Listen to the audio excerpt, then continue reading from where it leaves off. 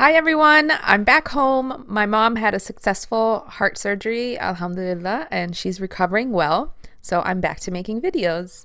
If you're new here, welcome to my channel. Today's video is a process video in my new memory planner. It's actually a Franken planner, and this is the cover. This is from the Happy Planner Kids line, and I loved it so much, so I got it when it was on clearance. The first section is my faith planner, and then the second half is my memory planner. And I'm using the Socialite pages for my memory planner this year. So if you want to see how I made the spread that I just showed you, then keep watching. I printed out my pictures this week on some sticker paper so that it's just easier for me to use. And then I'm going to use some of my old freebies that went with orders. I think these all went during the Black Friday. Correct me if I'm wrong. I can't remember, but I kept some for myself. And then some washi and some scrapbook paper, but I didn't show you that in the beginning. So I'm doing this little trick that I do sometimes when I don't know exactly where to place my stickers. I put them on wax paper and then I cut them into separate pieces so that I can move them around the spread until I know exactly where to stick them down. If you use wax paper, you can easily peel the stickers off. But it also depends on the quality of the stickers and the wax paper, so don't stick it on the wax paper like too hard. Just put it on there lightly just in case. So I'm not going to memory plan every single day of the week because I worked on the shop for most of the week, so I had a lot of boring days where it was just work. I just want to focus on the parts of the week that were memorable to me, and so you'll see that I don't stick to the individual columns when scrapbooking this layout. Some people don't get into memory planning because they think it's tedious to write out every single thing that happened every single day.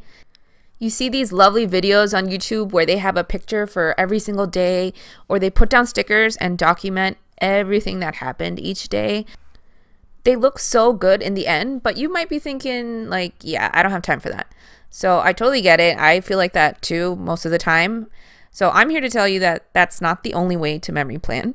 Make it your own, and you don't have to stick to one style of memory planning either. You can always mix it up in your planner. So if you have a week where you wanted to document every day, go ahead. And then another week, if you only have like one picture, you can still make a beautiful memory planner spread. And it'll be really nice to look back on at the end of the year. So I'm going to try to create a memory planner series for you all this year. I'll do different kinds of layouts too, so I hope the series becomes a great resource for inspiration and ideas for you. I'm still going to make my sticker journal and my one little word book videos and also doodle videos. I have a lot of fun videos planned for the channel, so if you haven't subscribed yet, I hope you consider joining our family and hitting the notification bell to stay up to date. So for this entire layout, my whole inspiration came from the pictures. Mr. Modest Cat and I decided to take some time off and go to the beach on New Year's Day. So I chose my scrapbooking paper based off of those pictures. And they're little cat mermaids in the ocean. I'm so excited about that paper. It's so cute. On New Year's Eve, I can't remember when we came back up from South Florida on the 30th. So I was super duper tired on New Year's Eve. We were planning on going to see the fireworks at Disney, but my body was aching so much from traveling and then cleaning the place the day before. So we ended up staying home. I actually fell asleep by, I think, before 11 o'clock at night. And I remember when I was going to take the nap, I told him to wake me up before midnight. And then he did try to wake me up. And I don't remember. I think I told him, like, leave me alone. But then I heard all the fireworks, so I did wake up. I think I woke up like right after midnight, and then we just celebrated for a little bit. So it was a really chill day, so that's what I'm documenting for Monday. I used a piece of note paper that I had, a Real Akuma note paper, and I just cut him out and stuck him down. So my tip here is to look at your supplies and use them in ways you might not have thought of.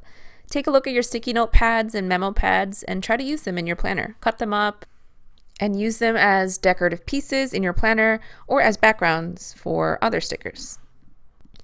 So once I stuck this picture sticker down on the wax paper, I actually liked how it looked. So I actually trimmed the wax paper around the sticker to create a border, and then I used my adhesive runner to stick that down. Now I'm going through another one of my sticker books, and I found that quote that says, "Nope, not today." and that basically sums up New Year's Eve for me. That's why we decided to go to the beach the day after, because I was kind of bummed that we didn't really like celebrate the way we were, or have fun the way that we had planned to have fun. So we decided to set the tone for the new year by doing something that we want more of in 2019, which is more adventure and more quality time together. So we decided to just pack a little beach bag and head off to New Smyrna Beach. I'm showing right here that I ripped the sticker, but I don't think you could really see it in the video. But when I was peeling it off from the wax paper, I actually ripped the sticker because I was doing it too fast. So I covered it up with a label, a quarter box label, and one of my heart geotag stickers that are from my shop. Actually, I'll try to link as many of the stickers and materials I use in the description box. I always try to do that, so if you're looking for something, be sure to check the description box first. And if I forgot, just let me know in the comments and I'll let you know where I bought it. This is a really old sticky note pad that I got from Michael's, but it was really bad quality and you can't find it anymore, and I wouldn't recommend it anyway, because even though it's a sticky note, it's not sticky at all, and you always have to use glue on every single page that I've pulled off so far. You need to use glue to stick it on. But I like the design, so I used it to write the caption for the photos. So let me know in the comments down below what you did for New Year's Eve. Were you tired like me and just conked out before midnight, or did you go out and party? Do you have a tradition that you do every year to celebrate New Year's Eve, or do you not even care about New Year's Eve at all and do nothing? I would really like to know what our family members were up to, because I'm nosy like that. So let me know in the comments. Okay, so January 5th is Mr. MC's birthday, so I had to use that big fat sticker of Mallow sitting on the cake.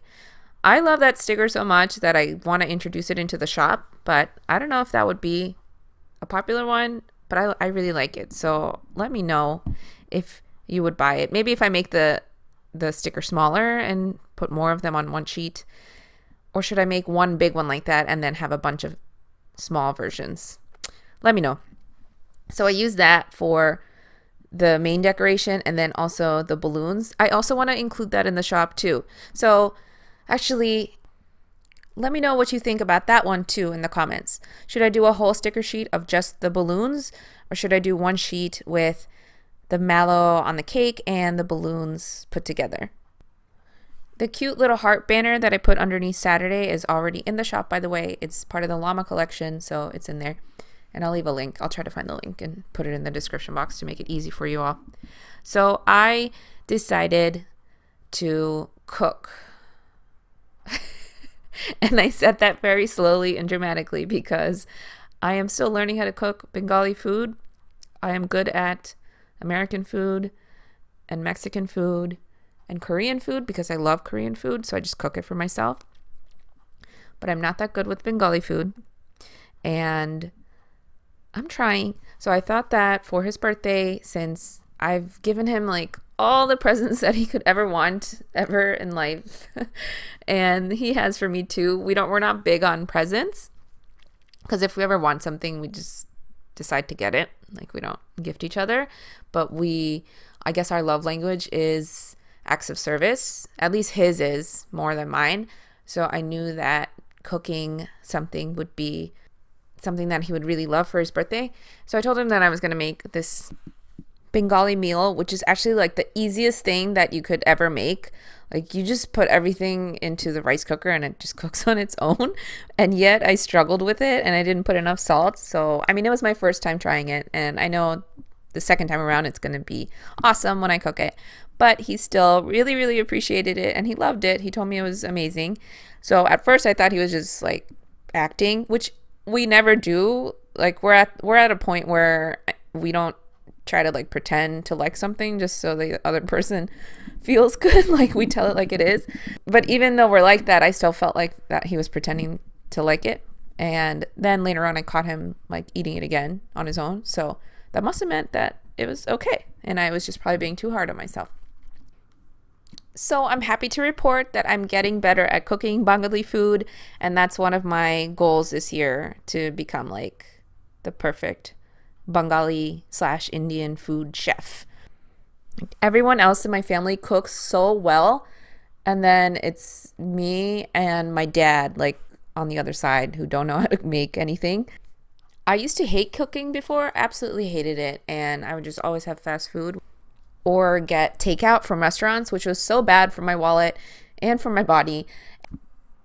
But now it's like a complete 180. I actually like cooking a lot, and I'm so excited to learn this whole different style of cuisine and get good at it.